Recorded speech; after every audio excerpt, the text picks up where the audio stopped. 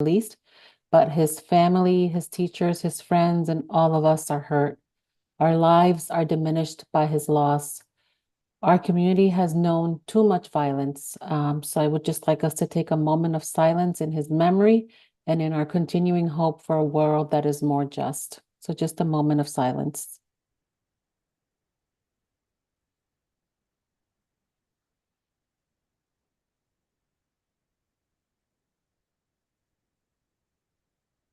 Thank you. And so we will start with the agenda. Mr.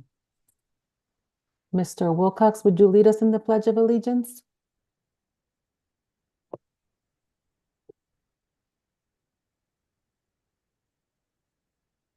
Pledge allegiance to the flag, United States of America, to the republic for which stands one nation under God, indivisible, with liberty and justice for all. Thank you, Mr. Wilcox. And we will move on to public participation, and I'll read our statement again, as I have been doing for the last few meetings. Welcome to the Board of Education's regular meeting. Our regular meetings are a time for the board to conduct its business. As a Board of Education, we're here to set goals, listen to reports of the superintendent, approve budgets, contracts, and personnel appointments, and make policies for the district. The board may hear public participation for up to 60 minutes.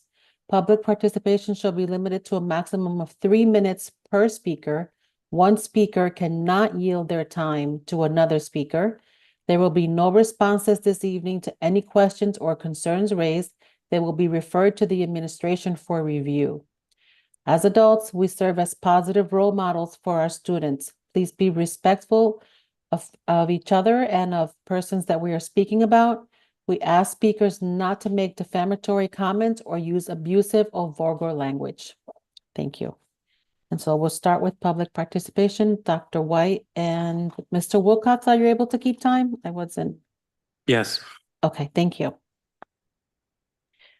Ms. Camacho, will you be able to assist with the names of those who signed up in person? Yes, I am. Our first speaker is Karim Romero. Karen Romero.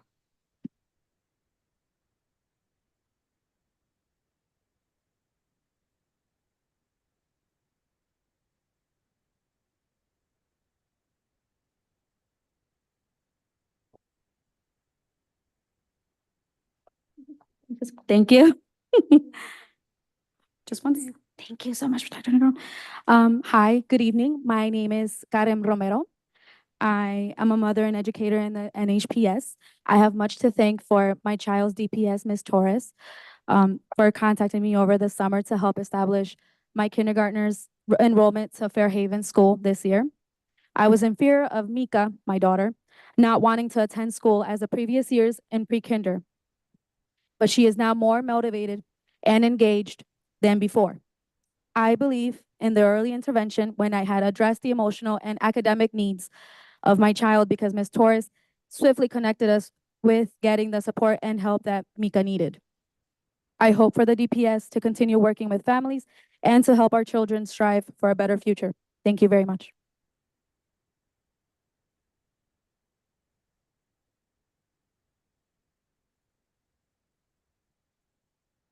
Our next speaker is Claudine Chambers.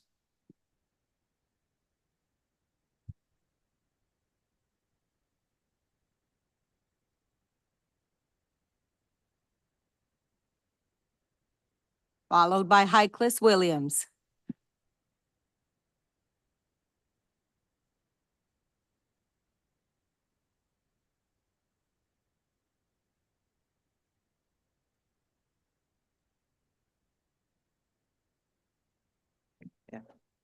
Don't start my time yet. I just have to honor some people. To the Honorable Mayor Elica and Dr. Negron, the Superintendent for New Haven Public Schools. Now you can start the time. Good evening. I'm here to talk about how long I've been in this district. I love what I do. Don't make any money, but I love helping children. That's my greatest joy, children and senior people, people like 85, 90 and over. But my pay is not equitable to the work that I give back to the district. So I'm pleading, and maybe I shouldn't be saying this, that paraeducators are respected a little bit more monetarily. And I'd also like to see more money poured into the schools in New Haven. We used to do field trips. Haven't gone on a field trip in God knows when. Some children will learn more on a field trip than they will in a week in a school, in the classroom. So I'm begging the district to get some good grant writers to get some money for all our children because they're special. And if they're our future, what would our future look like? We need to make a whole child, not part of the child that they get in the classroom. That's vital, but outside of the classroom is equally as vital. So let's work together, and whatever I can do, can't do much, but I think it helps about this much. I have children that I've helped that working on Wall Street now. One student that I had at my school is in California. She's 32 years old, making $160,000. So that's what we do with our children. So help us do more for the children that we're obligated to help. Thanks, and I'm glad I didn't go over my minutes. So good evening. Can I take her out the minute? I'm just kidding. Good evening, everyone. My name is Heiklis Williams, and I'm the president for the Paraprofessionals Union, which Claudine is a stalwart. She's been around for 54 years. And as she says, once again, I'm playing to the board to settle our contract sooner than later. I know it is in arbitration, but I'm pretty sure that if the board is willing, they can come to a compromise before it extends to cost the district a lot more money. We really do not need attorneys to negotiate our contract. We have a capable superintendent of schools here that we hire, and we love her, and we know that she will do well for us. I'm glad you guys were able to extend her time. That was a wise thing to do. And I hope you guys can do it equitably across the district for the people who have been here for so many years, 54 years. You have people, a lot of paraeducators who've been 20-something, 30-something, 40-something years because they're loyal and they're dedicated and they deserve to get a decent pay. They deserve to be able to retire and say, well, I did, I got something back from what I did. I just got an email from one of my fellow members that she said she's around for 35 years. People are frustrated. People are at the point of breaking because the working condition is not good. There's a lot of behavioral issues, and paras are being thrown left and right, everything, the para, and people are frustrated. People are getting burnt out. People are getting mentally ill because of that. I've seen evidences of these where people are telling me that, I got to take mental time because every day, every behavior is me, up and down the stairs, here and there. If a teacher is out, whoever is out, the para is put in. First grade, second grade, eighth grade, whatever grade, the paras are used to sub, but yet we can't get a decent pay. And we're asked to do all this work. We're asked to do any and everything that the school demands on a daily basis. And so I'm imploring you, Board of Education, to look into resolving our contract sooner than later. Don't pay another penny to pay attorneys to settle this contract. It's not difficult to settle this contract. And I'm urging you, I can't urge you enough. And I will continue to talk about it and share what members are saying, because we moved from just about 437 members when I started 4 or 5 years ago. 5 years ago, now we're down to 360 and counting down. Every single, if anybody takes stock of it, every single personnel report has paraeducators or members of Local 3429 leaving every single month. And people need to take stock of it and see and find out why people are leaving and how we can retain the good, loyal people that we have. Time. Because when you don't have them, then the students suffer. Thank you for your time.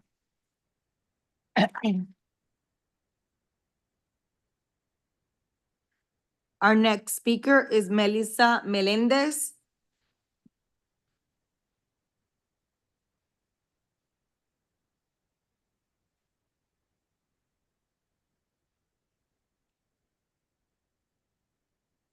Press anything? Okay. I have my.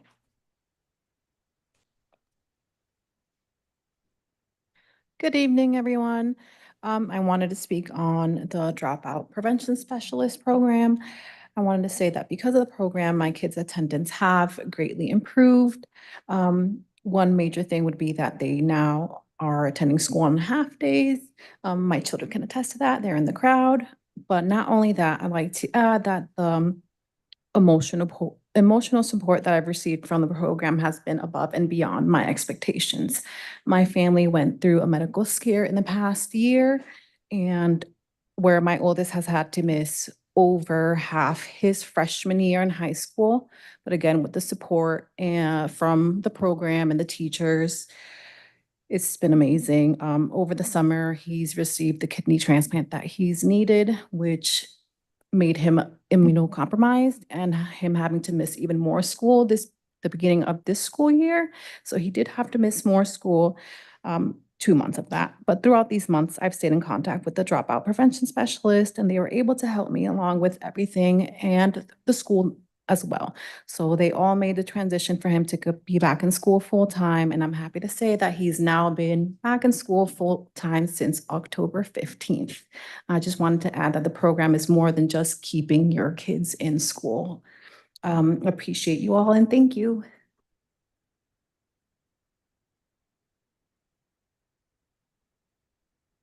Our next speaker is Lachelle Douglas. I'm not sure if I pronounced that correctly.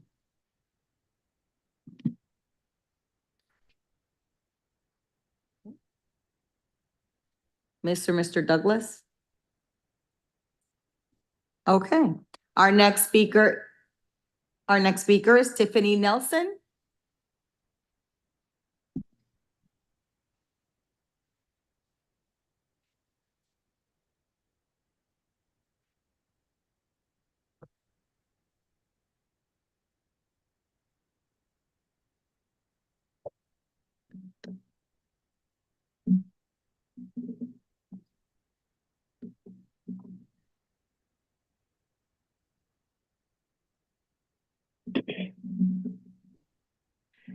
My name is Tiffany Nelson, and I am a New Haven resident, a former student, current teacher in the New Haven Public School System, and most importantly, a proud parent of an amazing 9-year-old child who attends school in New Haven. Fear is crippling. It can either stop you from acting, cause you to overreact when it is allowed to fester, and you begin to behave irrationally, even in situations that should not cause you anxiety, or it will cause a person or a group of people to use any means necessary, including violating the trust of innocent children and breaking the law to cover for their unlawful, immoral, and unconscionable evil deeds. My daughter has missed almost 30 days of school between this year and last year as a direct result of humiliating, alienating, and harassing, threatening, intimidating, and stalking behaviors of New Haven Public School staff, teachers, and school leadership. This emotional abuse and maltreatment, along with deliberate discriminatory acts of at least one assistant superintendent and the superintendent, has repeatedly forced my child to attend school and work, and I attend work in a hostile environment, and in many instances have denied my child her right to an education by the district's refusal of all of our requests for reasonable accommodations according to the law so that she can attend school without fear, anxiety, and undue stress. After hearing the additional evidence tonight, along with all of the other evidence we have presented to this board previously, if you still refuse to act and uphold the law, this will be evidence of even more blood on your hands as you refuse to ensure that my child and all students are safe. My child asked us the question last night. She said, what if the board still won't do anything to protect me? What will we do? So we pose that question to you. What will you do to keep my daughter safe so she can return to school with accommodations and supports in place to ensure that her current teachers do no further harm and all school and district leaders are stripped of their power in regards to my child and I, pending investigation, so that we can return to school and work in an environment that is not hostile or without fear of retribution? We will not stay silent. We have been sounding the alarm for months, and you choose to ignore us, which is causing continuous and repeated trauma to my child and I, as well as our family. We will make sure that our voices are heard throughout the world. Please do not underestimate the love and determination of loving parents to lawfully protect our child. And more importantly, do not estimate the power and might of our Heavenly Father to ensure that justice is served and any and all parties who have deliberately harmed us are dealt with. You have an obligation to keep all students and innocent staff safe, and you can no longer overlook the illegal acts of this superintendent and many on her staff. It is illegal not to protect persons who are retaliated against immediately, and more egregiously, for you to allow the superintendent and her assistant to be in charge of conducting investigations involving their illegal acts, citing a board rule. Board policy I'm does sorry, not but allow. time. That is time.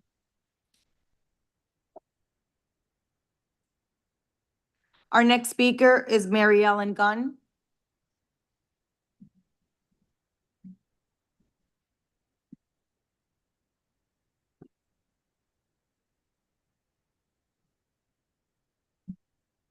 Where are you, honey? Good evening. My name is Mary Ellen Barrios Gunn, and I am here to continue reading from, I'm sorry? Oh, I'm sorry. My name is Mary Ellen Barrios Gunn. I'm here to continue reading from Ms. Nelson's text. Board policy does not allow you to negate state and federal law. You can't say you don't know simply because you refuse to meet with me. Review all of our evidence. I shared at this board meeting and have provided you written accounts repeatedly of what has occurred, and you still neglect your duty to make sure that students and all innocent staff are protected by the NHPS. Your inaction has permitted a cafeteria worker, teachers, principals, assistant superintendents, district level leaders, the superintendent, amongst other willing staff members, to continuously engage in illegal acts in a concerted effort to create a hostile work environment for me and my child, which is causing immeasurable trauma and distress. We have humbly followed all protocols, and to date, nothing has ever been done to legitimately investigate the abuse of my daughter has endured. The superintendent has lied to the state and told them that the third-party investigation would address our concerns regarding my daughter. And when we now know they are supposedly focused on addressing my retaliatory claims, excuse me. But we know that even this is just smoke and mirrors as well. How could anyone investigate a situation without ever speaking to the victim? And more importantly, how could this be a legitimate investigation when it was started by the superintendent, by the superintendent, who is one of the main culprits, and the superintendent lied and has not held anyone accountable because she knew exactly what they were doing from the time I reported to her in June. And even when I made her aware of all the illegal acts in August, she still assigned the person I was reporting to her for retaliatory claims to investigate our claims. And then, because of her disdain for me and my efforts to seek justice for myself and my child, she has now directly violated the law as well. To this day, she still expects me to report to the person who she acknowledged in a meeting has failed to keep my child safe and engaged in unlawful acts with both me and my child. The superintendent knows that investigating the assistant superintendent is investigating herself because she has failed to properly supervise her and the other NHSPS. And now she is the ringleader who continues to allow her rights to be violated. My child is entitled to an education in an environment free from the emotional abuse. What will you do to ensure this happens in real time? She needs to return to school immediately. Mayor and the superintendent, you both have send out letters regarding. I'm sorry, but time. The next speaker is Nicole Rivers.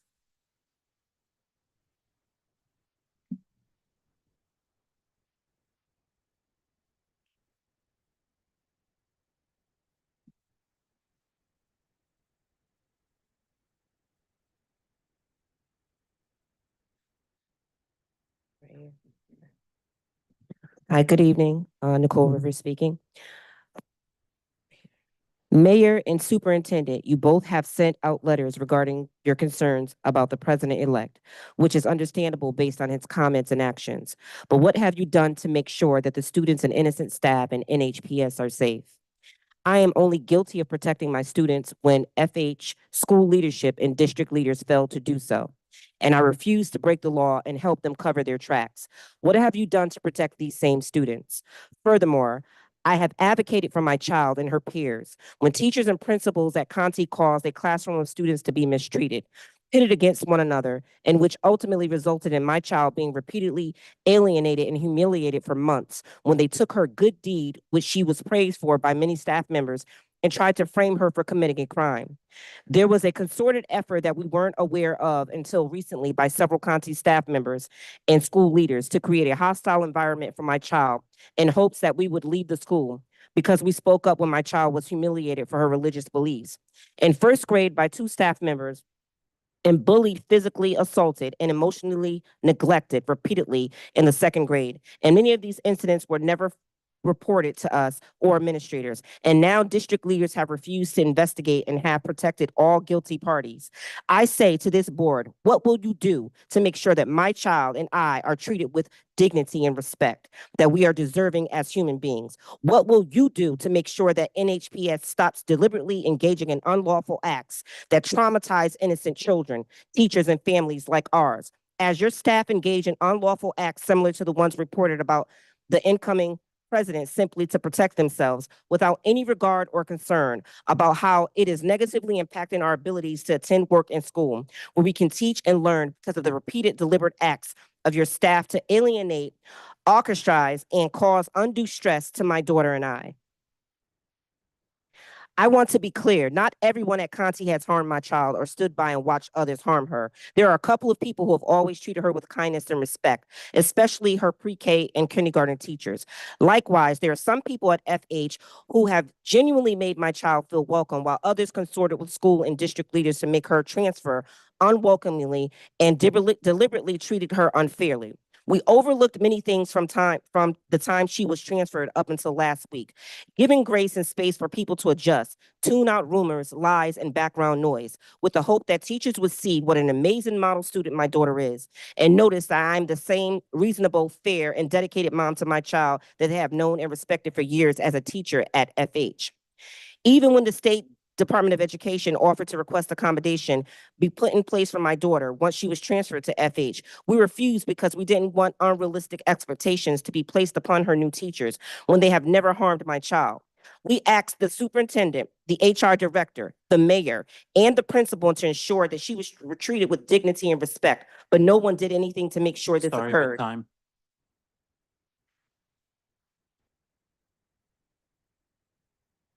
Our next speaker is Toya Hiram. Yes, sorry.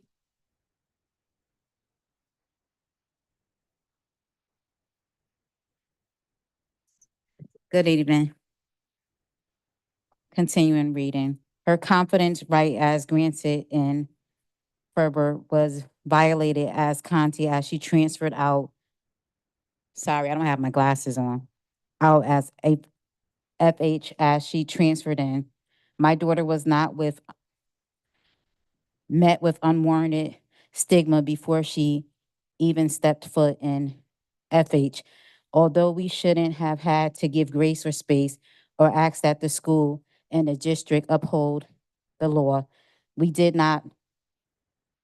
I'm sorry. We did, and nothing was done. And the principal of Fairhaven and a few people in her clique have deliberately created an unwelcoming environment. But because we are who we are, we tried to overlook things until we attempted report card conference last week, and we were met with tension and an unwelcoming feeling from the time we walked in the room. We weren't even greeted. And so I broke the ice by introducing myself, hoping that they would relax and we would have a normal conference. This became impossible when her math teacher, who knew we didn't have any major concerns with began to interject and make unwarranted claims regarding issues she had no knowledge of while her homeroom impossible. I'm sorry, when her homeroom teacher, who is a man that I have respected for years, attempts to hold himself accountable after my daughter mustered up the courage to tell him how she felt when she was treated unfairly in hopes of using her voice to advocate for herself as she attempts to build trust with teachers again.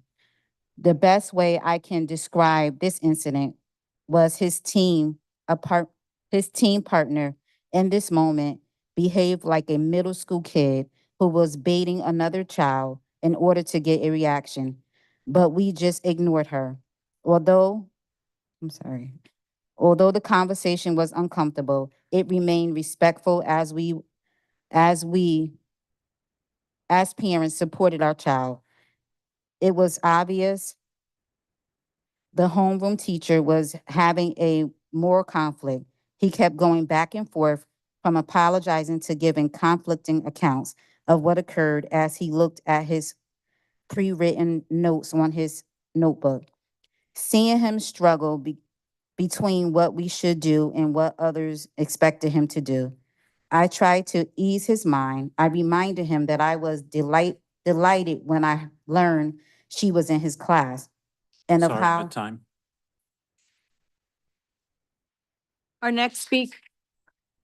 Our next speaker is LaCuvia Jones.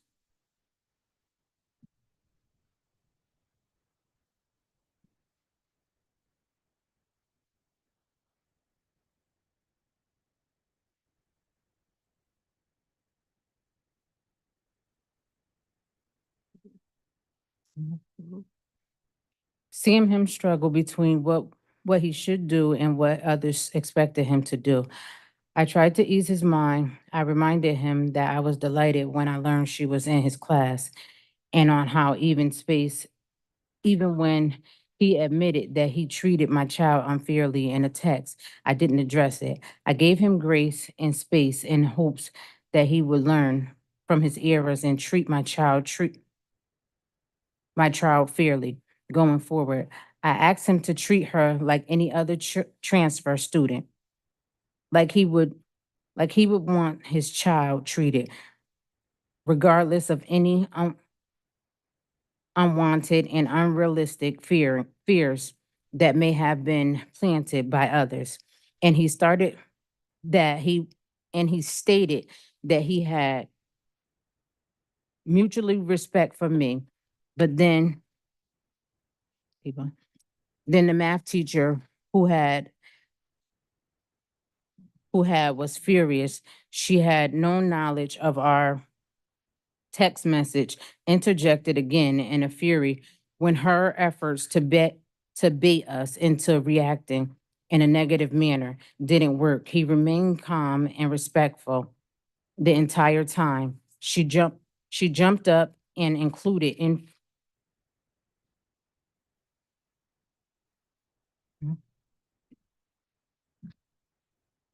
but let me go here.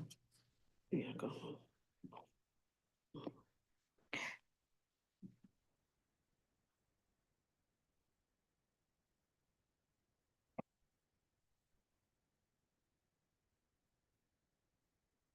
At this meeting, I will bring the facts to the board by presenting which include DCF reports. I have the actual reports where the superintendent, assistant superintendent, principal, assistant principal failed to report to DCF as mandated, lied to and misled DCF on several occasions when I forced them to report, and they have also lied to and misled people. I have changed my child's class and her school, but because of the NHBOE refused to investigate the superintendent, the assistant superintendent, or anyone on their staff in regards to my daughter's maltreatment, sightings, boards, rules that require us to bring parental concerns to the superintendent, which we have done on several occasions. They continue to target and traumatize my family in order to try and silence us. My daughter's pediatrician describes it. I'm sorry, but time. So what am we from? Our next speaker is Erica Gaither. Yeah. So that's it.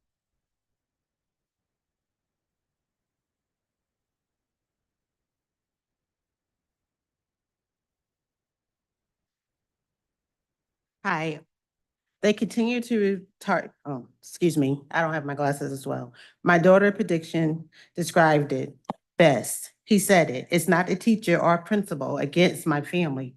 We are up against the district and they will do anything to cover the tracks. The Department of Children and Families.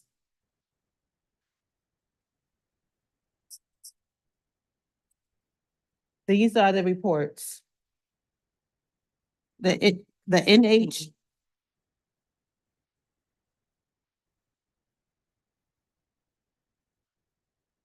Excuse me.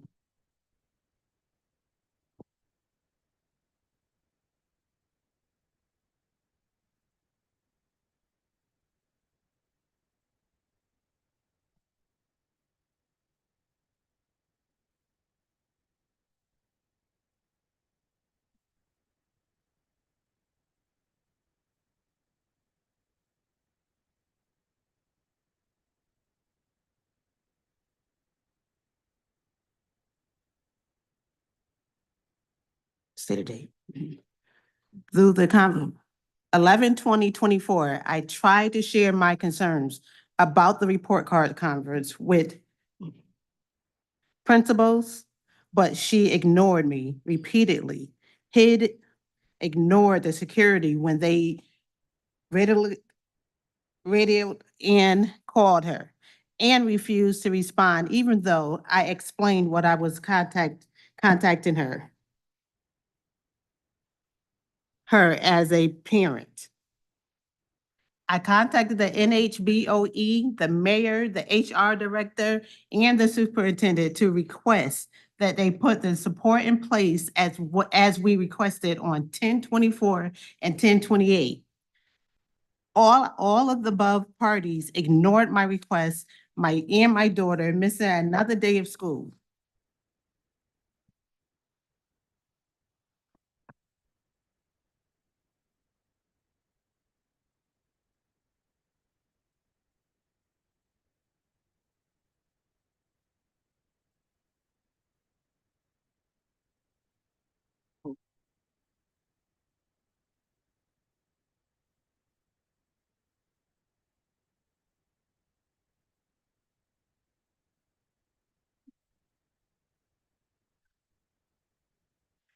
Again, to request that she email HR, again, to request that she inform my rights to a person who is against, retaliated against. Sorry, but time.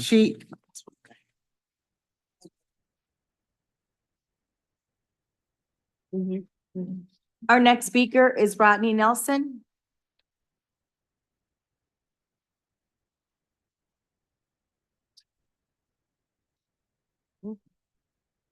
Mayor Elicker, when you look out over East Rock and you imagine the possibilities for children of New Haven, why have you chosen to look past my daughter? Why doesn't her life and her dreams matter to you? You have said that my wife is aggressive. She is not aggressive. She is an assertive, educated Black woman who is appealing to you and others to help protect her child, which is your legal and moral obligation. Would you or your wife do less to protect your children? Will you uphold the law to make sure that students and innocent staff like my daughter and my wife in the New Haven Public School are safe? President Rivera, at the last meeting, you told my wife that the superintendent or someone would get back to us regarding our claims. Clearly, you haven't read any of our emails. Weren't you listening to anything my wife shared because you would know that you are the main problem? Or is it possible that? Madam Chair. Point of order, there should be no personal attacks in a public comment. We should not be naming names. That is correct, and that statement was right at the beginning, and so please make sure that you're not naming names, otherwise we would have to end the public discussion. He just Okay. said the person he was speaking to. Go ahead. Say president. Present, so where was it? Indifferent. No, I So checked here. emails. Clearly, you haven't read any of her email. Weren't you listening to anything my wife shared because you would have known that they are the main problem? Or is it possible that you are just indifferent to what has happened to my wife and our children because you are more interested in protecting the superintendent and her staff than you are about using the power you have to uphold the law and make sure that students and teachers in the New Haven Public School are safe? Will you uphold the law to make sure that students and innocent staff like my daughter and my wife in the New Haven Public School are safe? So, say the names. Oh, no. No, I can't. Board members. So the board members, will you uphold the law to make sure that students and innocent staff like my daughter and my wife are safe?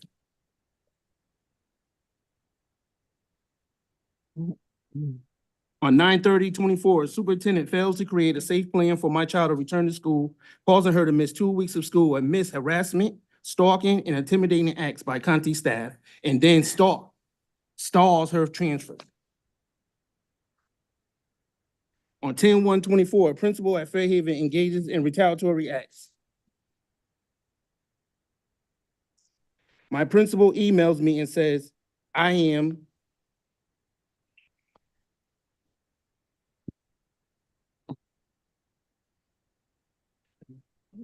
following. No.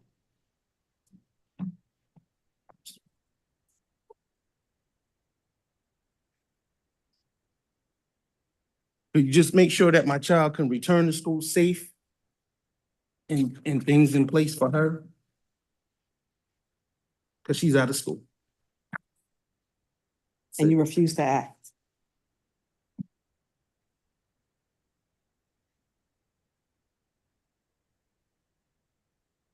Our next speaker is Simone Stanley.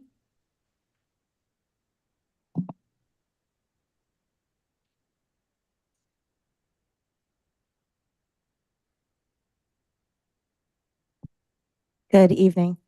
I am the parent of a freshman at Career High School. My name is, again, Simone Stanley. I grew up in New Haven. I attended West Hills Elementary and Middle School. This is the first board meeting I've ever attended. I never knew what to expect. And to my surprise, Ms. Chambers was the first speaker. And I would like to speak on her behalf and the importance that the paraeducators and teachers play a part. It is heartbreaking to hear stories of a student that attended Conti, the experiences that they are going through. Ms. Chambers, Ms. DeBerry, Ms. Lobo, Sylvia Petracione, Ms. Tiani, Ms. Brown, they played an instrumental role in who we are and how we grew up. They were involved, they were caring, they were like aunties at our school. To hear that they have to sit here and ask for money or support or additional staff is devastating. I went to school in Atlanta, moved back here after living there for 30 years. I manage Atlanta 911, paramedic firefighter. I'm currently an HR manager here at Amazon, and I own my own business. So I plead with the board to know the importance that these teachers in these roles that they play in our lives, both in a positive way and also in a negative way. They actually, when I moved up here, my daughter, I transferred her to Betsy Ross only because Sylvia Petracione was there and the role that they were role models. They were literally like aunts. We grew up like cousins. Please understand the value and the importance that these people play in our lives and the development of our children. Thank you.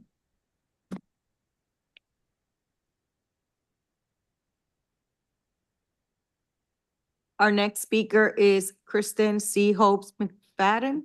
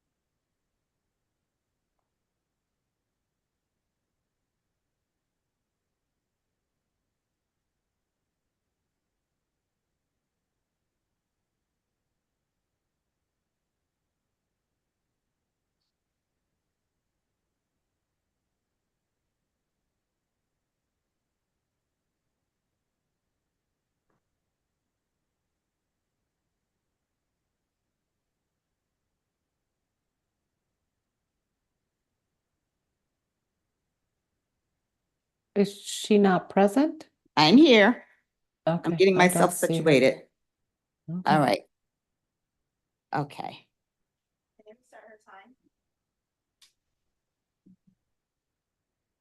Thank you, Dr. Joyner. Was he the one doing time? All right.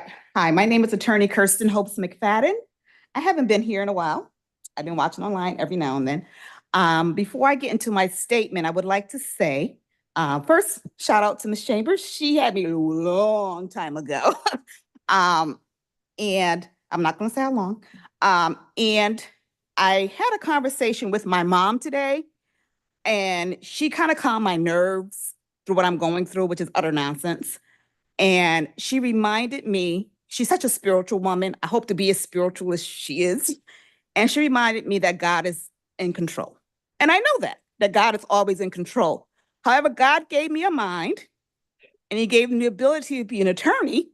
So he's using that for me to be in control. So I just wanted to say that before I get into what I want to say. I have been employed by NHPS since August 1997 as a full-time teacher. I have taught all major subjects from 6th to 8th grade. I am not going to mention my position or location of my job at this time in deference to the rules. I'm here to speak globally about my experience as a teacher in this district. I have enjoyed the vast majority of my students, 2 of whom are my own children. My colleagues, for the most part, have been wonderful to work with. I have developed a wonderful rapport with parents who choose to engage in their students' education. That leaves administration. While this statement does not apply to all administration, it definitely applies to some.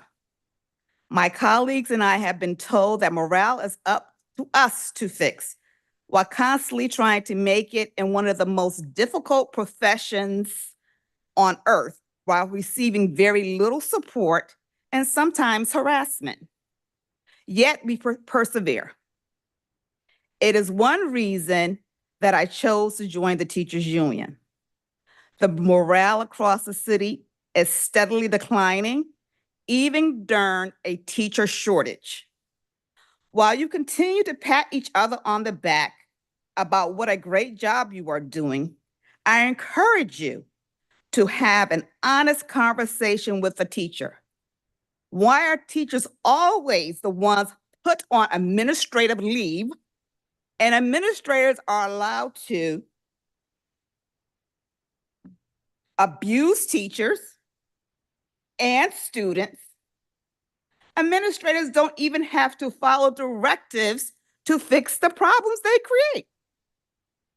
And failure to do this does not result in being held insubordinate.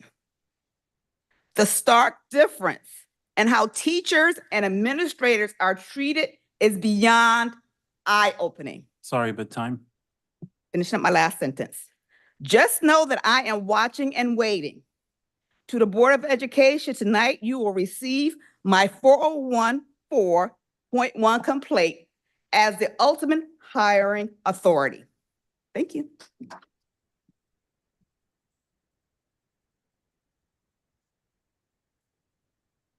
Madam Chair, that concludes public participation.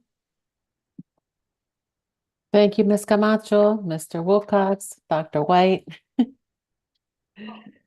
1 second. Anyone online, Dr. White? No raised hand. No. Okay. Okay, great. Thank you. All right, and so we'll move on to the action items. The first being the approval of the meeting minutes of our November 12th meeting. Is there a motion to approve? So Mr. moved. Wilcox? Thank you. Mr. Wilcox, is there a second? Second. Thank you, Ms. Downer. Any discussion? Seeing none, we'll vote to approve the November 12th meeting minutes. Mr. Wilcox? Yes. Ms. Downer? Yes. Dr. Joyner? Yes. Dr. Yarborough? Yes. Dr. Benitez? Yes. Mr. Musser? Mr. Musser? I can't tell who the last person is on the, Not here today. okay. Ms. Colon, Yes. Mayor Elicker, Yes. and I'm a yes as well. And so that item passes. Personnel report, Dr. Negron. Thank you, Madam Chair. Just want to highlight two individuals that are retiring or have retired. So we have Evelyn Platt, a school security supervisor, retiring at the end of this month, November 30th. She has served 27 years with the New Haven Public Schools. And also Donnie Williams, a school security officer who retired on April 7th, 2024, after serving for 27 years. Just wanted to highlight that before I ask for approval of the personnel report. Thank you, Dr. Negron. Congratulations to the retirees. Mr. Wilcox, Yes, I move that we approve the action items of the superintendent's personnel report. Second. thank you, Mr. Wilcox and Dr. Joyner. Any discussion? Seeing none, we'll vote to approve the action items of the superintendent's personnel report. Mr. Wilcox, Yes. Dr. Joyner, Yes. Dr. Benitez,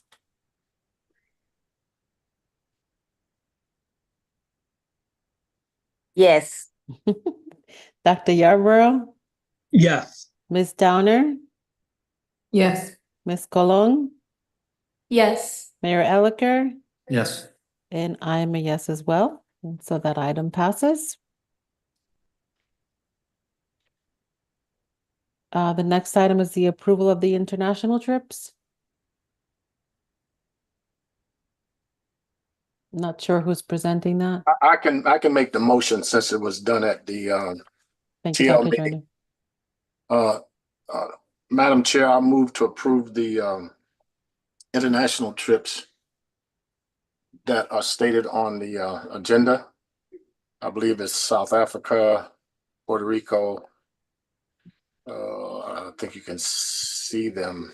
I don't have access to a paper copy. In Bermuda, Dr. Joyner. Bermuda, thank you, Dr. Negron. Second.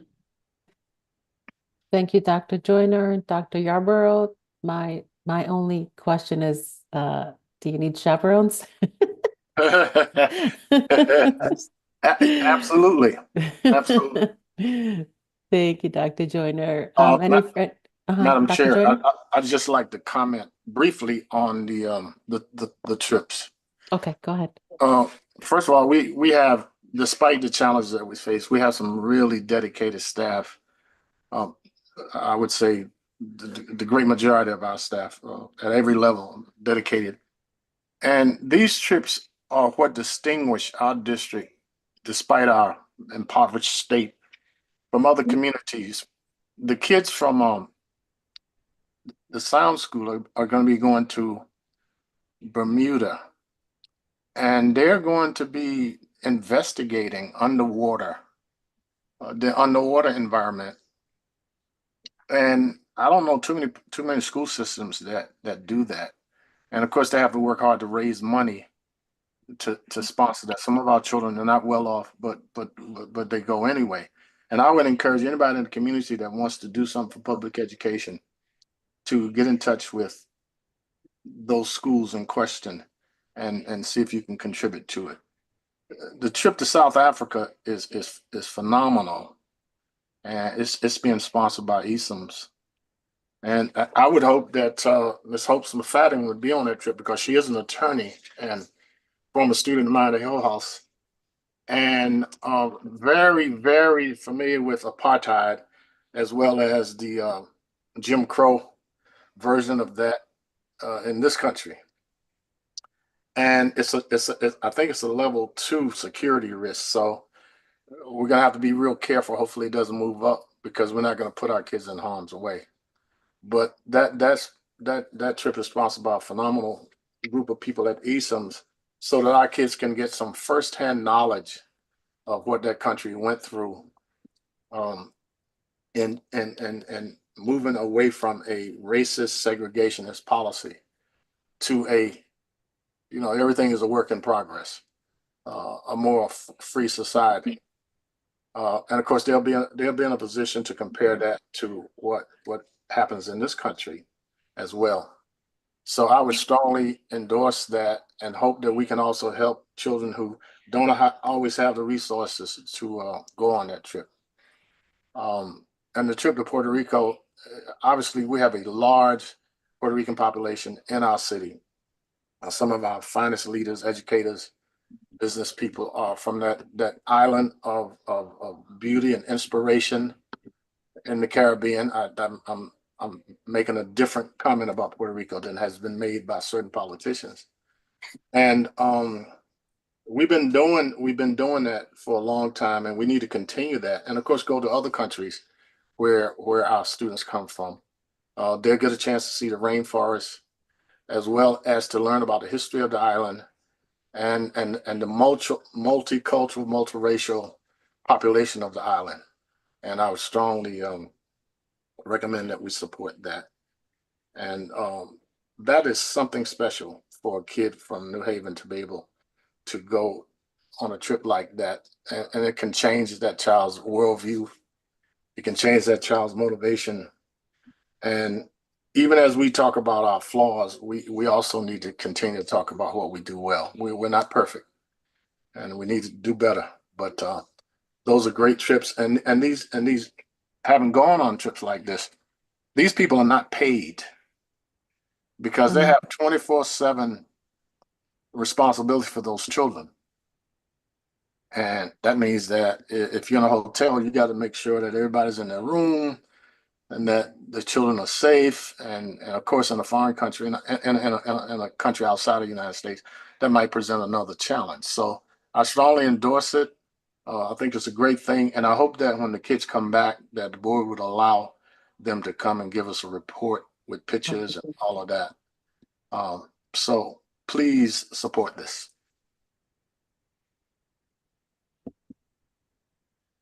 You need to turn on your volume, Madam President. Sorry, you think by now, right? Thank you, Dr. Joyner. Dr. Yarborough? Yes, thank you. Just wanted to ask if the organizing parties can send to me their fundraising links or information for these trips. That would be good. Yeah, and I'd like to have them as well. Thank you, Dr. Yarborough. Yeah, thank you. And I was reading through the material and just noted for myself how important marine biology was to me in middle school and high school. So I appreciated in particular seeing that opportunity on the list and just where it can take someone who is deciding how to choose their next steps after high school. So thank you. Thank you, Dr. Yarborough. Okay, seeing no further discussion, we will vote to approve the approval of the international trips. Dr. Joyner, Yes. Dr. Yarborough, Yes. Mr. Wilcox, Yes. Dr. Benitez, Yes. Ms. Downer, Yes. Ms. Colon, Yes. Mayor Elicker, Yes. and I am a yes as well, and that item passes. Next item are the F&O items. Mr. Wilcox? Yes, before I make the motion, would anybody like anything moved separately? Hearing nothing, I'll go ahead and make the motion. I move that we approve the 5 agreements, the 2 amendments, and the 1 purchase order as recommended by the Finance and Operations Committee. Second. Thank you, Mr. Wilcox and Dr. Yarborough. Any discussion? Seeing none, we'll vote to approve the F&O items. Mr. Wilcox? Yes. Dr. Yarborough? Yes. Ms. Downer? Yes. Dr. Joyner? Yes. Dr. Benitez? Yes. Ms. Colon? Yes. Mayor Elicker? Yes. And I am a yes as well. And so those items pass. And we will move on to the students report. Hello. So we don't really have much to present today, but we're currently working on a project and we're hoping to present it in December, John Carlos and I. So that's all for the student report. Thank you, Ms. Colon. Questions or comments for Ms. Colon? Okay, we'll move on to the superintendent's report. Dr. Negron? Thank you, Madam Chair. Continuing to bring forth what is happening inside of our Path to Excellence.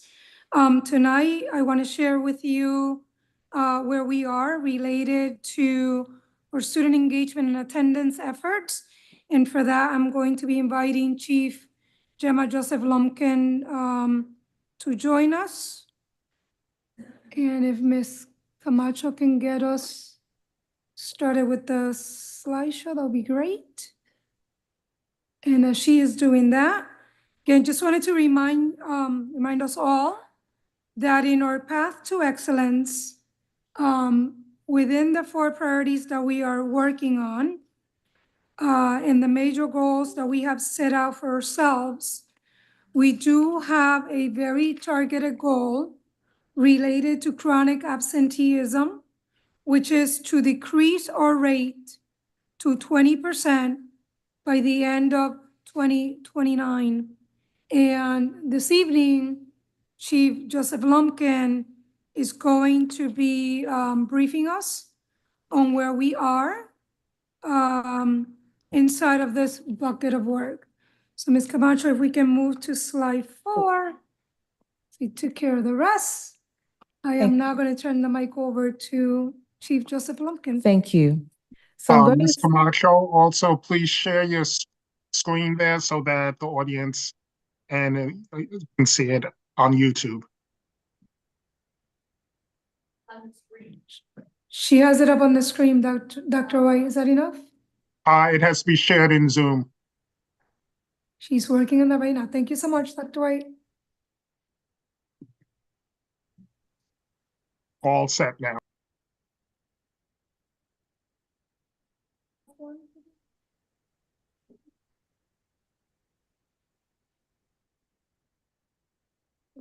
Thank you.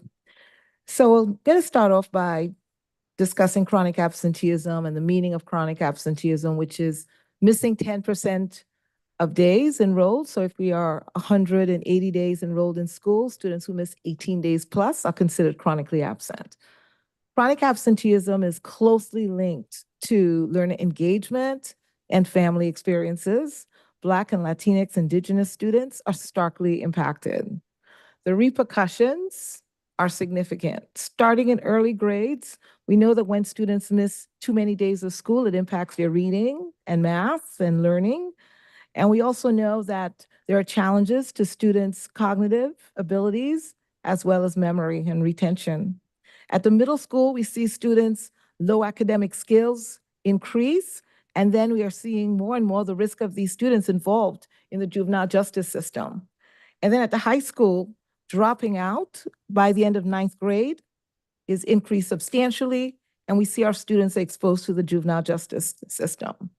And from there, we see our students landing in that basket of disengaged youth, as highlighted through the Dalio Foundation. 119,000 students between the ages of 14 and 26 are disengaged or at risk of disengagement. So what is the student lens? Next, please. A composite. Here's a story of Nathaniel, who says, I just started school. I love kindergarten class, but I've been in school for about just 3 days. My mom says she's willing to bring me. She also has a hard time with half days, and I'm not sure why we keep missing school. And then we have Christina, who's rising into 10th grade, and she tells us she's not really connected to school. I have friends, and some of the teachers are nice, but when I go to school, I get good grades, but I'm just not motivated to be there. This is a perspective from the students, and here's what the data looks like. Next, please. So we can see 3 lines there of, 3 lines. So starting with the blue line, that's where we were in the at the end of the 21-22 session, where we landed at about 58.1%. And then the orange line the following year, where we ended at 36.6%. And then this past year, we flatlined at about 37.5%. This year in October, we are encouraged to see that our number is down to 24.9, but it is October, this is as of October 31st, our most recent official reporting. That number is down from previous October's 49.5%, 37.3, 32.9. And so as we look at this 24.9, we are encouraged in the direction in which we are going. You also see that red target over there to the left side where we anticipate or we have set a goal of 33.3%, which would be about an 11.2 percentage or just over 4% reduction from the previous year. Next, please. On the left side of this screen, we are sharing with you the subgroups. That first bar on the left side represents all students, but the second bar represents the journey of students who are English language or multi-language learners. You can see that dark blue bar where it says English learners and multilingual learners. They started at about 35.0% pre-COVID in the year 2018 to 2019. And then you see that group tracked up to 50%. And then by the end of last year, we were at about 33.3%. You see similar numbers right through our high needs group, our free and reduced lunch group, our students with disabilities, and our students experiencing homelessness. We also compared on the right side where our students are currently as of October 31st compared to October 31st of last year. And as you can see, again, looking at our English language learners down to our high needs group and free and reduced lunch, students with disabilities and students experiencing homelessness, compared to where we were last year, we are hopeful because we see substantial decreases as of October this year. Next, please. This is an important slide that represents our relationship with the New Haven Health Department.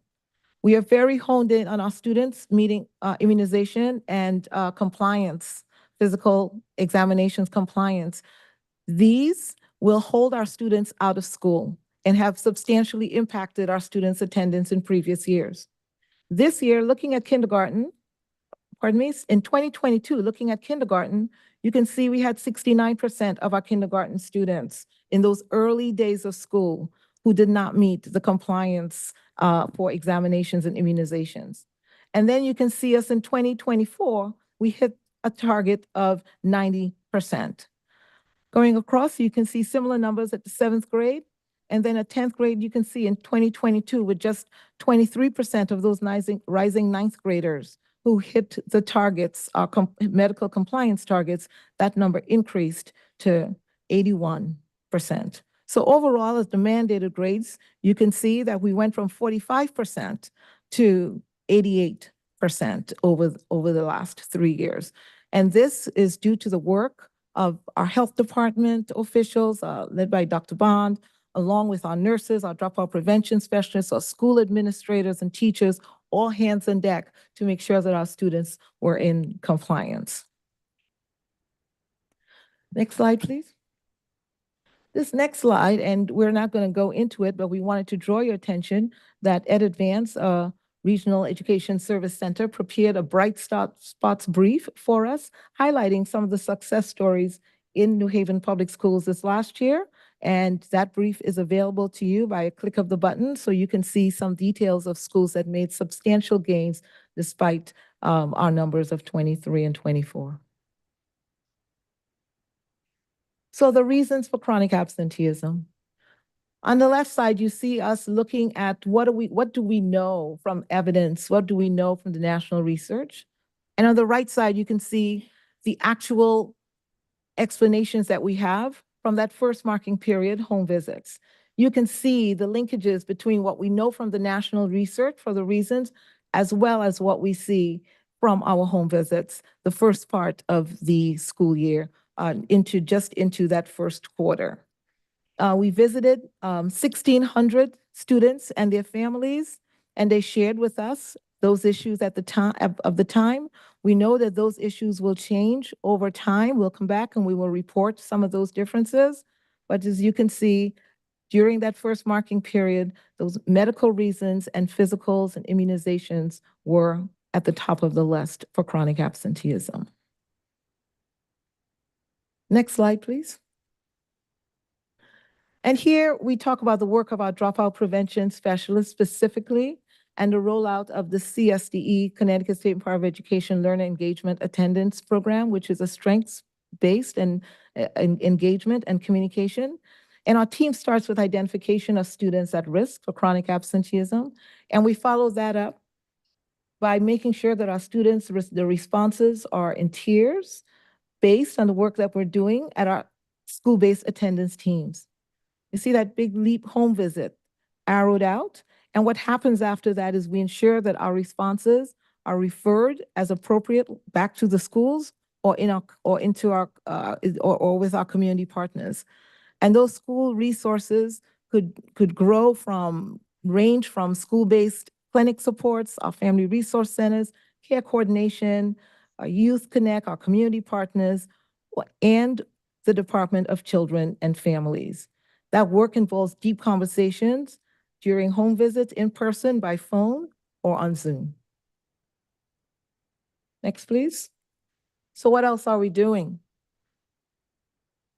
In this first component, we talk about student engagement. A lot to show here, but I'll highlight that it starts with trusting relationships, organizing celebrations and incentives, moving on to ensuring that we are building communities through restorative practices, mentoring supports, as well as promoting student voice. On our next section, family engagement, working deeply to implement welcoming schools, ensuring that we are pushing in, as I mentioned before, the home visiting and connections with our families, collaborating with our teachers, and making sure that we have strengths-based connections with our parents and expanding our family teacher, parent-teacher organizations. The next, please. And here I pull in our, what are our school and district supports? Our superintendent-led school continuous improvement reviews, where schools, all 41 of our schools, come in and describe what their practices are, what their needs are, what our next steps are, and we discuss how we as district leaders can support those schools and their communities. We have our cabinet-led district-wide attendance team meeting that happens monthly in collaboration with the state and with EdAdvance. We have our principal-led school-based attendance team meetings that occurs at least once a week. We also have our teams. All of our teams are collecting, tracking, and analyzing data. Hillhouse and Wilbur Cross are at the top of our list for supports, and we ensure that our work is aligned with the SBMT and the SSST. And finally, our community partnerships, a range of partners. I mentioned CSDE and EdAdvance multiple times. The Department of Health, our youth and recreation departments, community partners supporting our home visiting as well as extracurricular supports, expanding our partnerships with the governor's prevention partnership, and making sure that we have campaigns to increase student attendance. All of this work, next slide, please, is part of a disciplined, multi-tiered systems of support that our schools are following through. And we've been very excited to welcome and to continue to work extensively with Dr. Antoine Billy, the new principal of James Hillhouse, and we've asked him to join us in sharing the work that he is doing from the MTS, multi-tiered systems of support.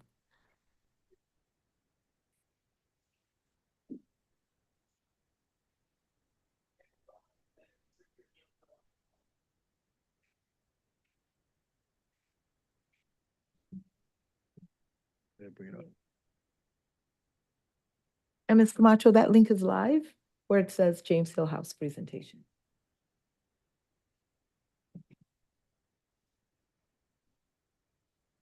So as she's doing that, good afternoon or good evening, everyone. Just want to say thank you for having me here today. As she's bringing that up. As Chief Gemma talked about multi-tiers, we're going to talk about some of the things we've been doing here at Hillhouse in my brief 10 months here on the job. So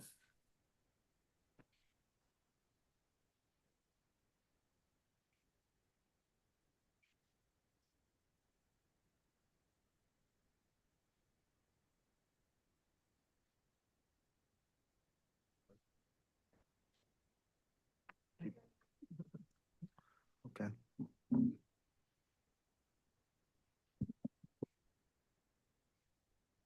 So as she's getting that up, I'll tell you what we've done here at the Hill House. We're really working to strive for greatness. And that word strive means work, hard work. We got to roll up our sleeves. We got to keep going. We have to, regardless of what stands in front of us, we have to keep pushing. And I will say that most of that work, all of that work has been done by our staff. I'm very, very thankful for the staff that we have at Hill House and the work that they do every single day so that we can go forward with that vision of striving for greatness. As they're getting up, I'm just going to keep going. You know, that's what I'm going to do. So as I started my first 10 months there, when I started my time there at Hill House, I began to ask some of the students what's going on. How do you feel about being at Hill House? What's going on? How do you feel about being there? And one of the things that, as you will see when it gets up there, I got some of the statements, it feels like, and it was ... right? And so I talked about what does that really mean? And the student said, I felt like I wasn't welcome. I felt like it was the place people didn't want me here. I got the word jail, got some of those things, and I thought out to go change that. And we don't want kids to feel that way as they feel as they're at Hill House. But we really focused on the incoming class, our class of 2028. And so some of the data that we recognized came into our class of 2028 was the following. Our students came in rated at a 3, 4, or 5 based on behavioral support. And our incoming class, 61% of our incoming class were rated a 3, 4, or 5 based on their behavioral support, needing behavioral support coming into the school. So we knew that we needed to really work on some of the students that were coming into the school. Yeah, I'm ready. You come prepared at Hill House, are you ready to go? So our attendance, so we looked at our students coming into the school, 49% of the students coming into the school were already chronically absent. So we knew we had some work to do. And as well, 49% of the students coming into in terms of their grades they needed academic support. And so we had a good plethora of students that we needed to put some wraparound service for. So what we did at Hill House, we decided— Pardon me, just a quick question. Is the presentation on the screen there? No, the link is not working. I just put it up. Just tell me Okay. what screen, what I slide. see it now. Thank you. Please let me know what slide, Dr. Bell. I believe I'm on slide 3.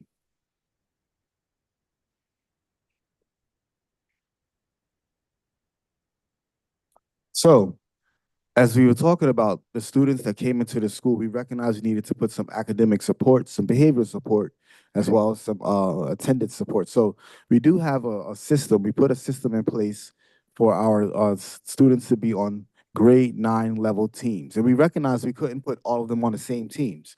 So we took that data and sorted it for our 190 of our neediest students and put them on 3 different teams so they can have each of the same teachers, and teachers can talk about them, work with them, and be able to wrap around their services with them anytime. And so they're meeting once a week to talk about students and to figure out how students are doing in school.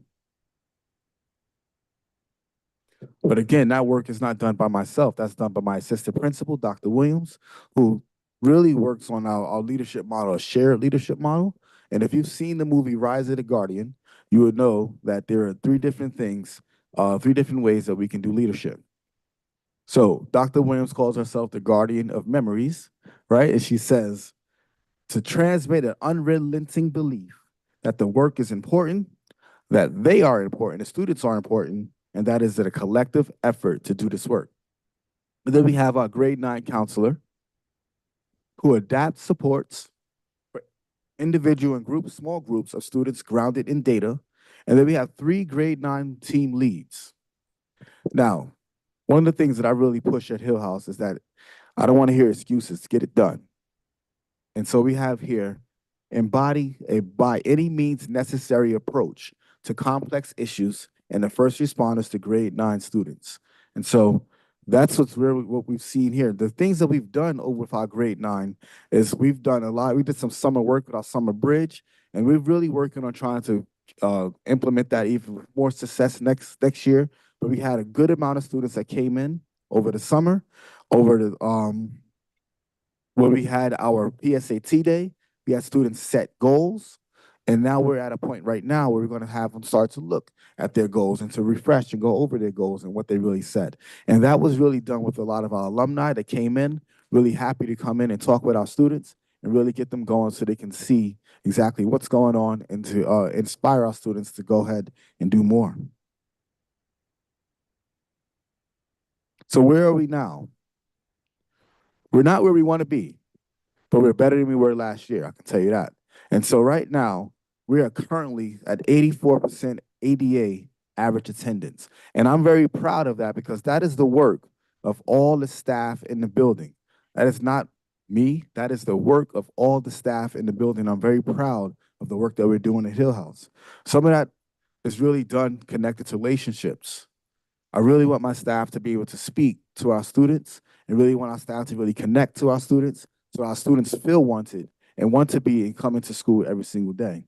And so that means that our SRSs are identifying them in the building every day. That means our office staff is taking part in our tardy system. That means our counselors are there every morning to greet our students. That means I'm outside every morning, rain or shine. If you come through on Sherman Parkway, you'll see me in the front, waving, saying hello.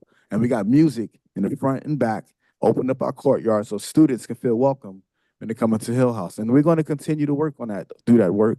But again, as I said, the work is not done by just us, by our partners, and again, with our staff. And so I'm very thankful and I appreciate the time that's here today.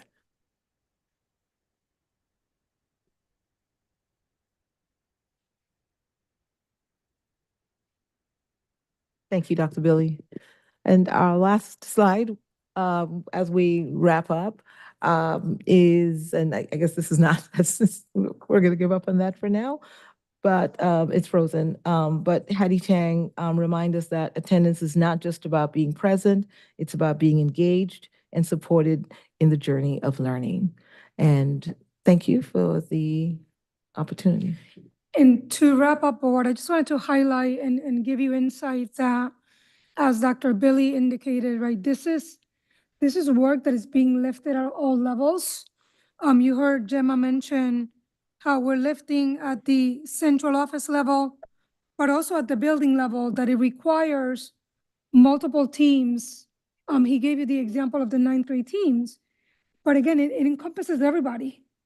The administrators, the teachers, the team from the Office of Family, Youth and Community Engagement. And it is a huge investment that we're making right now, but I hope that you can go back to that longitudinal slide that Gemma had up, that when you look at just October, right, it has been the lowest that we've had since back in 21, 22. So the numbers are promising, but again, there's still a long road ahead because we continue to have a large number of our students that are still disengaged, and that we continue to work through all the personnel that we have to be able to identify what are the root issues so that we can basically put together individualized plans to get them back in school, and not only get them back in school, but once they're in school, so that they're engaged in what's happening in school. So with that, we'll open it up for any questions.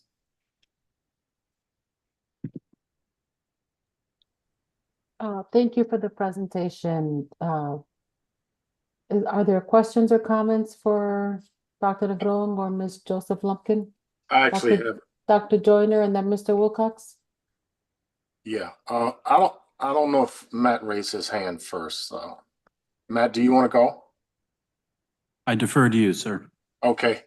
I guess I have a unique perspective. I'd like to address my comments to both Ms. Gemma Joseph Lumpkin, and to Dr. Billy.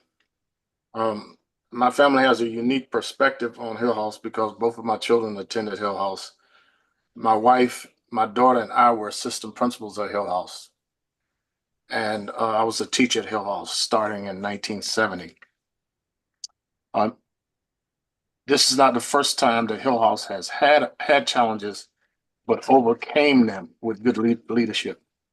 And I believe that Dr. Billy is going to be that person. Some of the most prestigious positions in this city is held by Hill House graduates. A board member is an engineer and a Hill House graduate. The chair of the president of the board of alders, Taisha Walker, is a Hill House graduate. Some of the speakers tonight were Hill House graduates.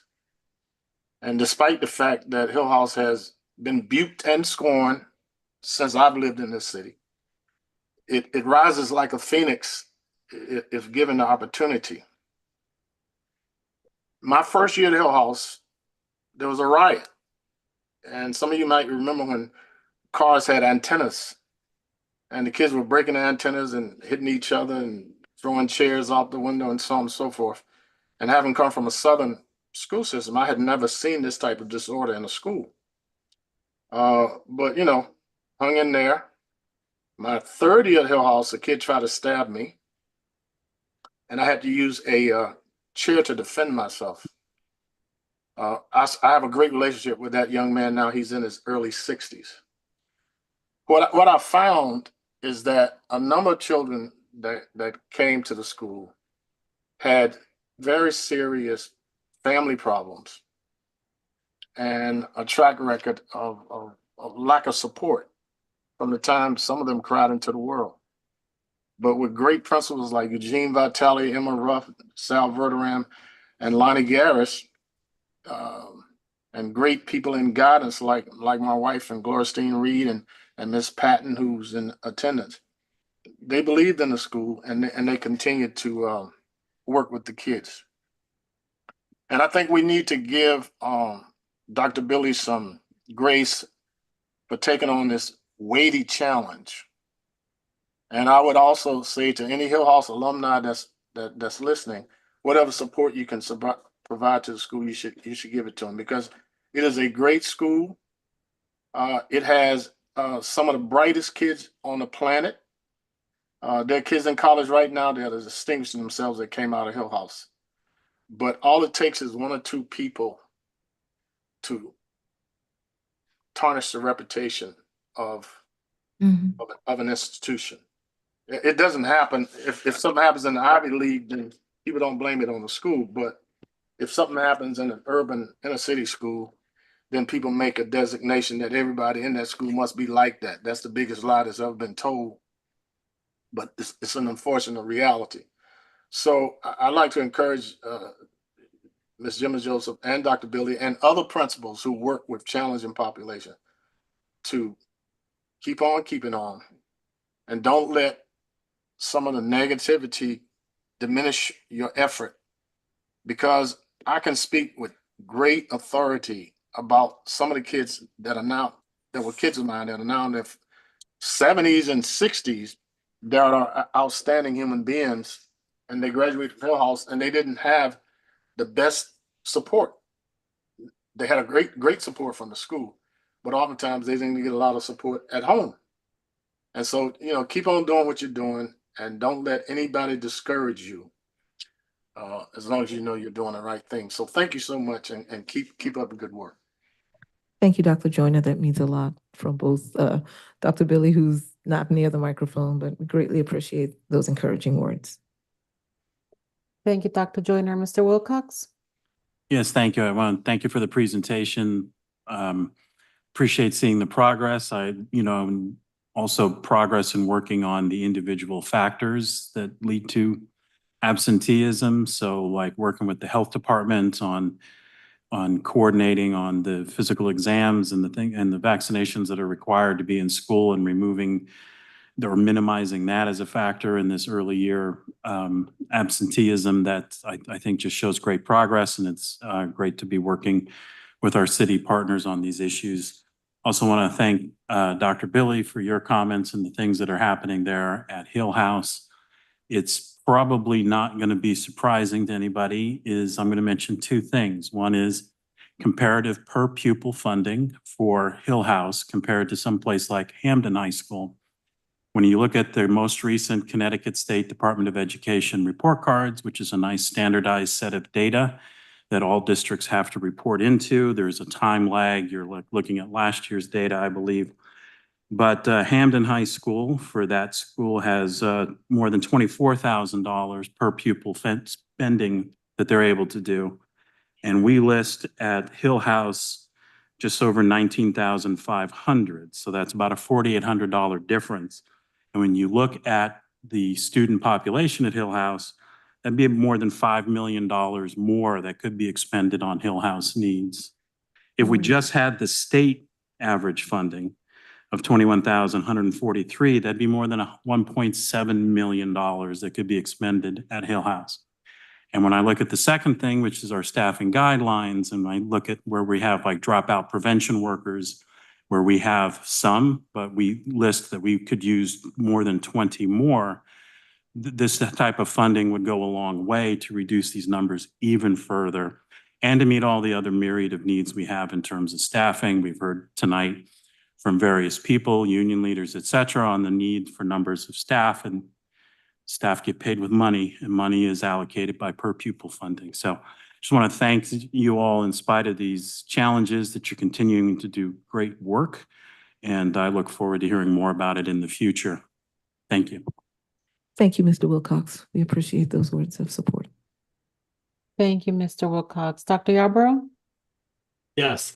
Thank you for the presentation and also just the work, the strategy, the collaboration that happens between parents and students and our community partners, our staff. The results are coming in and are positive, going in the right direction. So thank you very much for that. And Dr. Billy, I appreciate your presentation and just the creativity or intentionality behind finding out what the students in the seats find to be a challenge or find to be inspiration, and then directly addressing those challenges and inspirations in order to bring them in. So thank you for doing that. And thank you, team, for wrestling with the PowerPoint to be able to get it up so that and to the recording can get some of those images and data. So thank you. One question I have that can be answered offline is just around the reasons for chronic absenteeism 2024-2025, that chart. I like seeing like what the national research shows, and then specifically what's been gained during the home visits for NHPS. There's a large percentage that stood out for me for the medical, physical, immunization category. And my question is, does that category represent illness, or does that category represent what needs to be provided for a student to begin school, or is it a mixture of both? And if it's a mixture of both, I would love some time just to see what the breakout is, because it seems a lot of that there are a lot of students that fall in that category. I'd be happy to share that, Dr. Yarborough, in detail with you, the breakdown. And thank you for encouragement.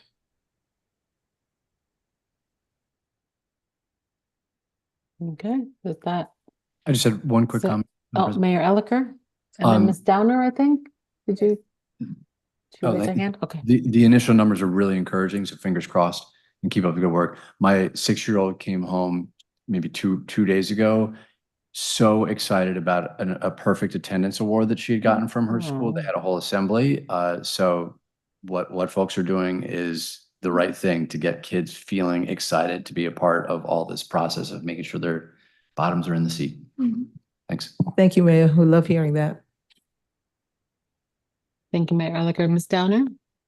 Yes, so I'm biased. I'm Hill House grad, class of '89. I just wanted to thank you for your presentation. I like to see when things are actually an up and up. Dr. Billy, when you came in, I'm sure there was a lot of unknowns on this job. It's just like taking a job where I had significant obstacles and complex tasks, where you had to tap back into some of those skills, allowing you to step out of your comfort zone. So whatever's doing, I mean, when the pendulum is going the other way, then that means that you're doing a great job, and I want to commend you for that. Attendance is very important, and you're striving towards it, Ms. Gemma Joseph and Dr. Billy, and together we're gonna do it. So thank you, thank you. Thank you, Ms. Downer. We appreciate that. And if I may, Madam President? Yes, please. Yes, just wanted to do a shout out. We had several families who were here with children that left a little early. They were here to also voice their support for the work. Our team over at the cabinet level, thank you all for the support. Just want to say that publicly, couldn't do this without you all. And then finally, but critically, to have our superintendent to lead this work, reminding us all of the top priorities on her behalf. We also do have staff members who are here also, and just thank you all, staff, for your support. Thank you. Okay, moving on to the president's report. Just a quick update. At our last board meeting, we voted to extend the superintendent's contract an additional year. And so right after the meeting, I went ahead and signed that contract with the superintendent. So that's now been completed. So now her contract extends until 2027. Okay. Questions or comments about that? I see clapping. Okay, so we'll move on to teaching and learning report. Dr. Joyner? Madam Chair, I'm pleased to report several items related to teaching and learning.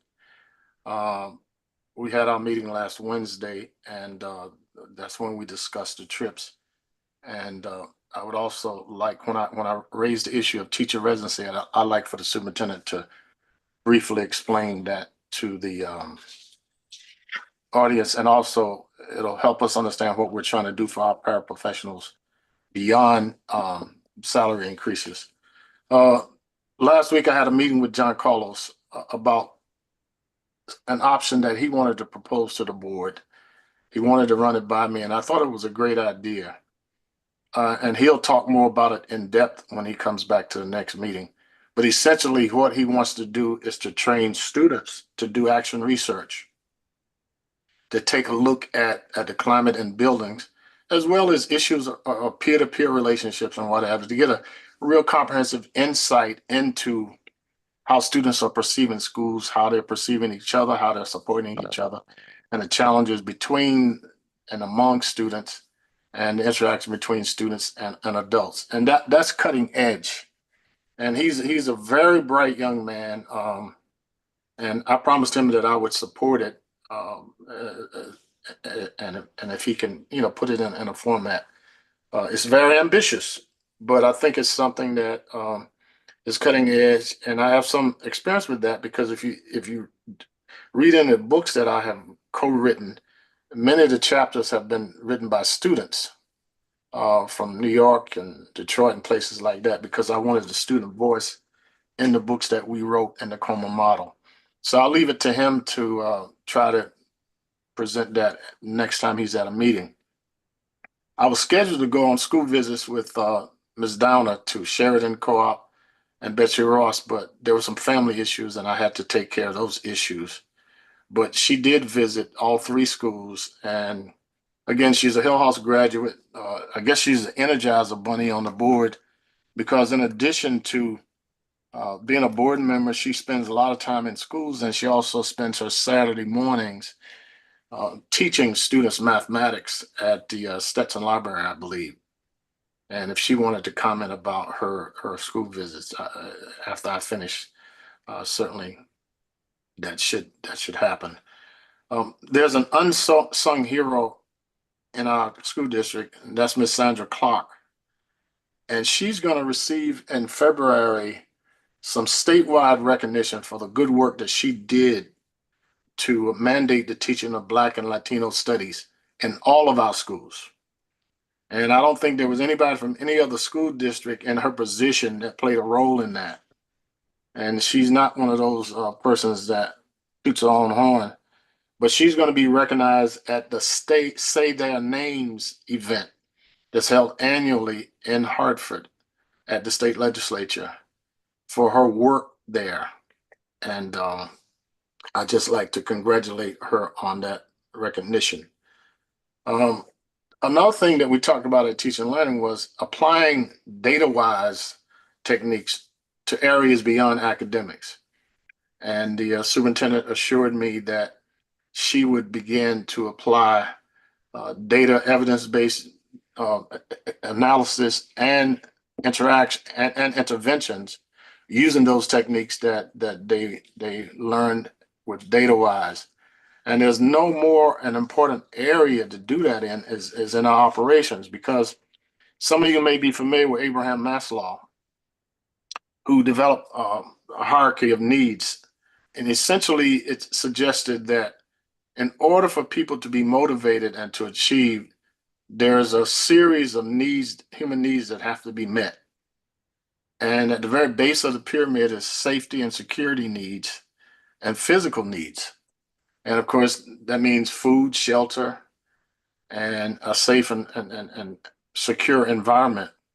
And we ought to be able to measure the extent to which our district is taking care of our physical plant, providing the best possible physical experience for kids in our buildings and adults, and whether we're on top of meeting the social, emotional, and relational needs of everybody, not just kids, but everybody in the environment, which means that it's not solely on school staff, because students have a responsibility to be respectful and courteous.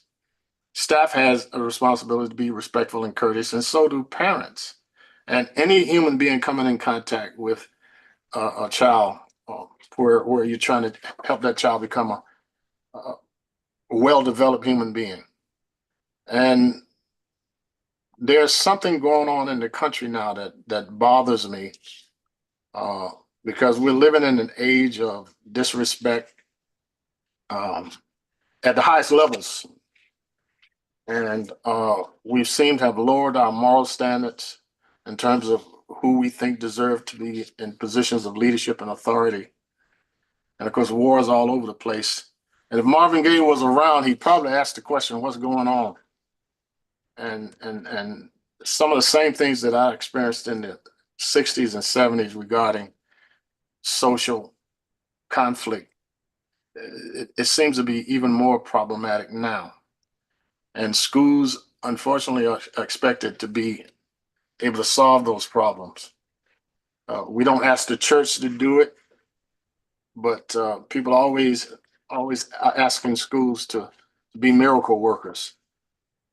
I'm hoping that we can rise to the occasion, and I'm hoping that people that have as much to offer in terms of support as they do in criticism. And I hope that we can be fair and honorable in our dealings with our staff, our parents, and our kids. That's really the only way to create a social climate and an emotional climate that actually enhances the likelihood that a child will succeed, and that a teacher will feel that he or she is doing something of value, and that administrators and families and so on and so forth. We live in some challenging times, but we've done this before, and hopefully we can do it again. And that concludes my report. Thank you, Dr. Joyner. Questions or comments for Dr. Joyner? Ms. Downer? Yes, so last Thursday, I had a busy schedule. So I first started off with Marl Sheridan. I wanted to thank Sean Hardy for inviting me, Mr. Sean Hardy, to teach about the month of kindness. actually to speak about it. I think it's important because it transcends the barriers and it actually enables us to connect with people. I drove the message of using kindness as a universal language, reminding the students of a dear quote that says, "The deaf can hear it and the blind can see it." Yeah, that's beautiful. So reminding them of the kindness and how they serve also in the community, in their acts of kindness. I then went on to visit co-op, where I was learning about the school. Well, first, let me go back a little bit. So the purpose of the meetings is also really is very informal for me. And of course, Dr. Joyner and I, when we do them together, to learn about the schools, the programs, the staff, and the students' needs. I had an opportunity to go to co-op, which it's basically art focused, and they actually have these spaces, these wonderful spaces for students to create. I think it's important. I live in Westville and we have all those spaces to create. I think it's more of a free mind, and I kind of sort of get it. You know, it's a way to express their feelings, their emotions, and, you know, and they can be heard. And I also got the chance to see them rehearsing for upcoming production, and they had a partnership that was with that production with the Schubert Theater. Then I went on to Betsy Ross, which is another school that's focused around dance, music, theater, and visual arts. And I spent some time in the grade 7 and 8 science labs, and also throughout the whole school also. All the schools actually. New Haven Public Schools is great. I still stand by it today. When I go in those schools, I look for the beautiful diversity in our cultures. I love it. Our academic skills, we have so many programs that we offer our children that the world probably don't know, they need to know. We have a lot here. I often talk to folks and I say, you know, why put your kid in a public school, not in a public school, a private school? New Haven has a lot to offer. Give them a chance. There's a lot here. But it's important that I know that the importance of being safe and making sure that as a board member to be supportive also. And so that these cultures of being inclusive and, you know, engaging is present. Let's face it, you know, we learn at all diverse styles. We don't learn the same. And we need to always make sure that when we're in the school system, in that environment, that we're actually creating clear expectations, you know, that are achievable. We also, as, you know, as a board member, of course, you know, I gotta say that the importance of having the resources to be able to support our staff and, you know, to create that positive atmosphere in the school environment. That is so important to me, where students and staff feel valued and empowered to take risks as well as make mistakes. So I learned a lot and I had a good time at all 3 schools. But I want to say this, I was at Betsy Ross, which they call Brams, and I want to give a shout out to, and I know they say we can't say names, but Chief Reddish and Ms. Jenkins. There was an emergency and there was a procedure and it was followed. And to that, thank you. That's it. Okay, thank you, Ms. Downer. Let's see, no further comments. Facilities Naming Committee, Dr. Joyner? Nothing to report. We got some people on the docket. Okay, thank you. Head Start report, Mr. Wilcox? Yes, thank you. So we met this last Thursday, so a few things to let you all know about. The minutes are already posted for your your enjoyment. We remain pretty much completely full. I think we have one vacancy and 19 applications in processing. So again, this is all great work on those teams to fill those rooms. We did hear, and I'm going to recommend that we have, when things are more known, the details of this, but we did, heard about some changes at the state level in how they're going to be doing their state funding of early care education program, something called Early Start CT. That's going to combine the 3 existing programs of the child daycare contracts, the school readiness grants, and the state Head Start supplement grants, and moving that into one new program. And so there's going to be various changes. As you know, we are pass through now for the school readiness contracts. So there's a lot of things that are going to be changing as far as that goes. I believe that's effective July 1 of 2025. And so I recommend that maybe in the spring, when the details and implications, if any, for New Haven Public Schools, that we have a presentation to the board about that. I do think that we'll also be bringing to the board in January a recommendation to expand the Head Start Committee from being Head Start specific to also just being an early childhood education committee. These combining of these programs, there's a lot of overlap in these issues, and it's all towards the goal of universal pre-K in the city of New Haven, which I think should be in the world, let alone just the city. But so we'll be bringing forth a recommendation, I think, to expand that, so that we're looking at this.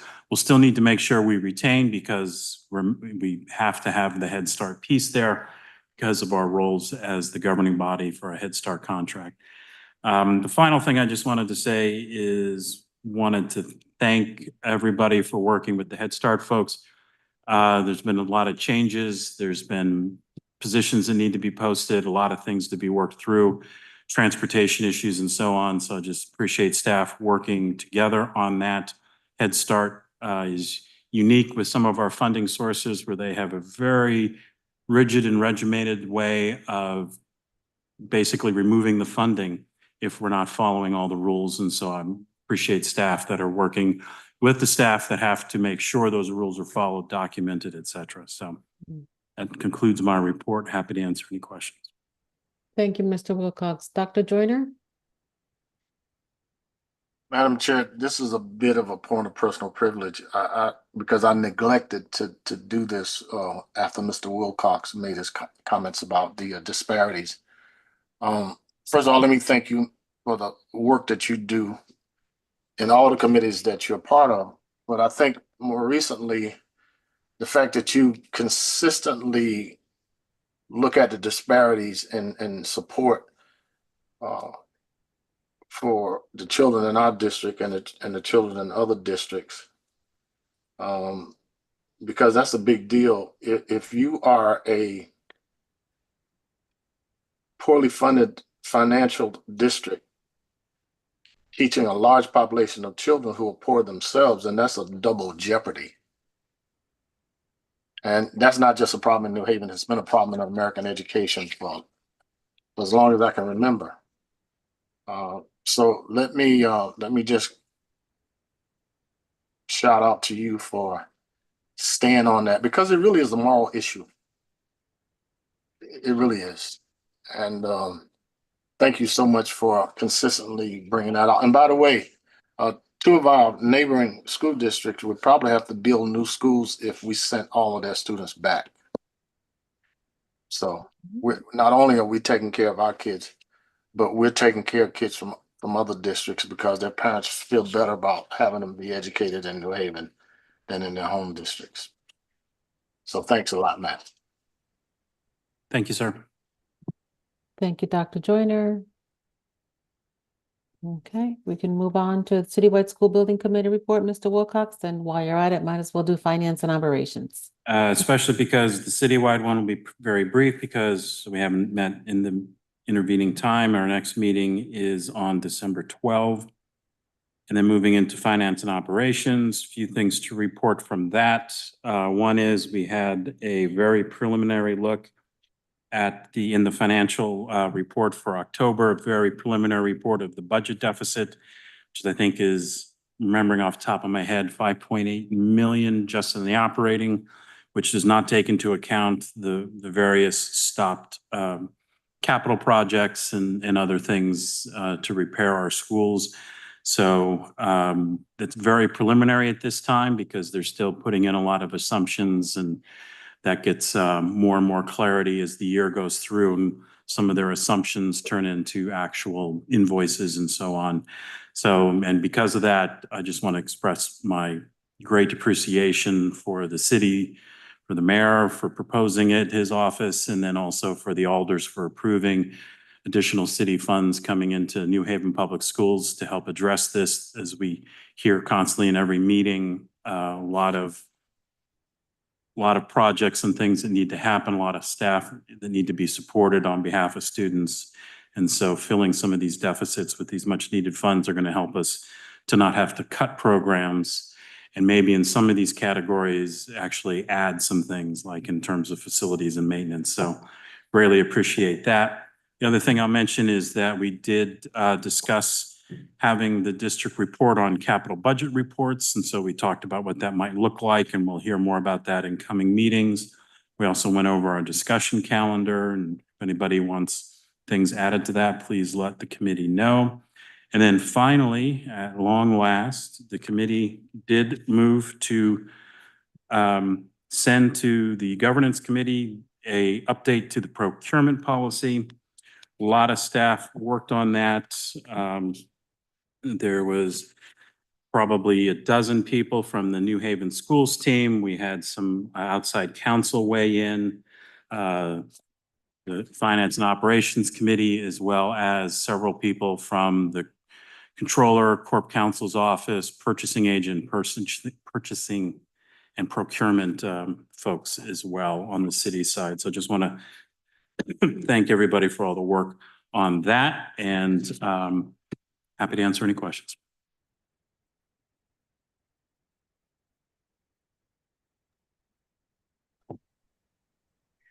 Thank you, Mr. Wilcox. Questions or comments for Mr. Wilcox? I'll just say, I just want to do a shout out in particular. I know lots of staff worked on it, but as is typical in these things, Ms. Pat DeMayo was very instrumental in this. Attorney Alexiadis was instrumental in this as well.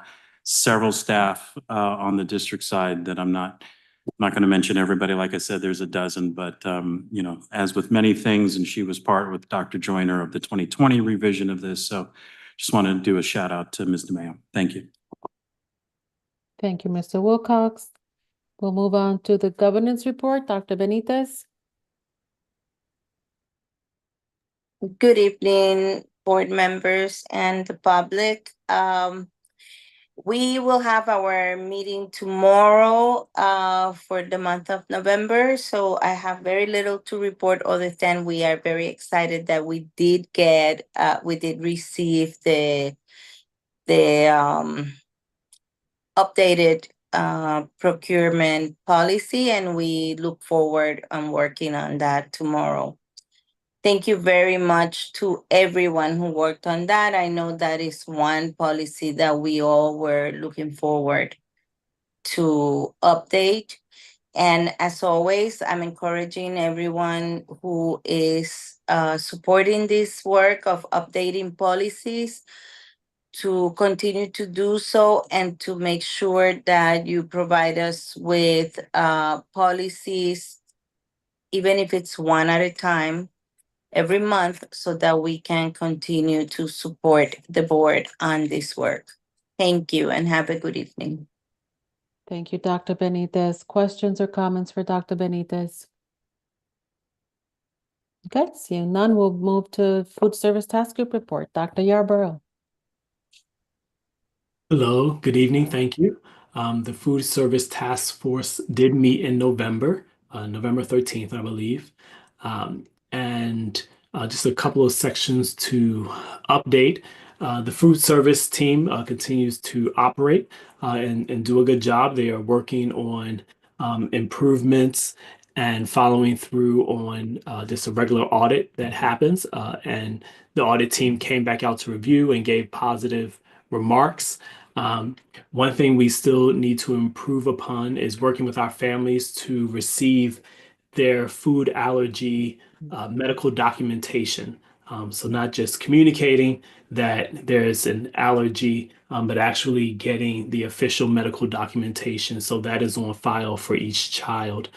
So we continue our partnership with the nursing department and with the city to work with families to get that information. So that's something that still needs to happen. I was thinking about the results from the chronic absenteeism, and maybe there are some things that we can learn from how they've been able to get immunization records and other things up to date. Maybe we can follow a similar process or collaborate with them at the beginning of the year to have the food allergy information there. Also, a conversation was with the food subgroup, which is a collaboration between Strong City Partners and our school staff to help partner with families to have access to meals during the school break. And this year, there will be a partnership distribution that will happen a weekend in December for the December break. So I'm grateful for everyone who works towards that, who brings in money for those meals, and the various city partners and families that work to collaborate for distribution. That's all for my report. Thank you, Dr. Yarborough. Questions or comments for Dr. Yarborough?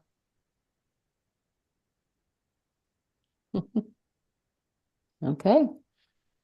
That being the last item on our agenda, I will entertain a motion to adjourn. So moved. Is there a second? Second. Thank you, Dr. Yarborough, Dr. Joyner, Mr. Wilcox, Yes. Dr. Joyner, Yes. Dr. Yarborough, Yes. Dr. Benitez, Yes. Ms. Downer, Yes. and Ms. Colon is no longer here. Mayor Elicker, Yes. and I'm a yes as well. Good night, everyone, and Happy Thanksgiving. happy Thanksgiving. Happy Thanksgiving, Right. everyone. you. Be thankful. Very much Very so. thankful for Very all of you thankful. for your time in this board.